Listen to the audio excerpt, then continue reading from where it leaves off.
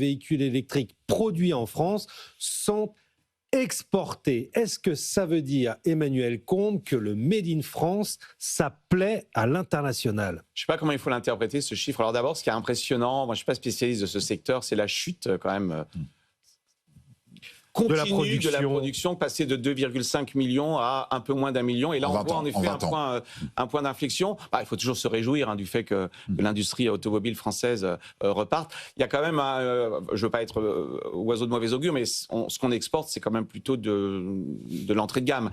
Donc ça veut dire que la France n'est plus spécialisée. Enfin, l'a-t-elle été d'ailleurs depuis 20 ans. Je me souviens, mes cours de commerce international, ce qu'on montrait, c'est qu'on importait du haut de gamme allemand et on exportait vers l'Allemagne finalement de l'entrée de gamme ou du milieu de gamme français. Mais en tout cas, il faut s'en réjouir. Non, ce qui est intéressant, c'est qu'on exporte au Royaume-Uni. Et là, à nouveau, je ne veux pas être oiseau de mauvais augure, mais le Royaume-Uni a aussi, lui, connu une chute drastique de sa production automobile. Et il est en train de faire la même chose que la France, d'électrifier à tout va. Simplement, c'est des Japonais, c'est Honda, Nissan, etc.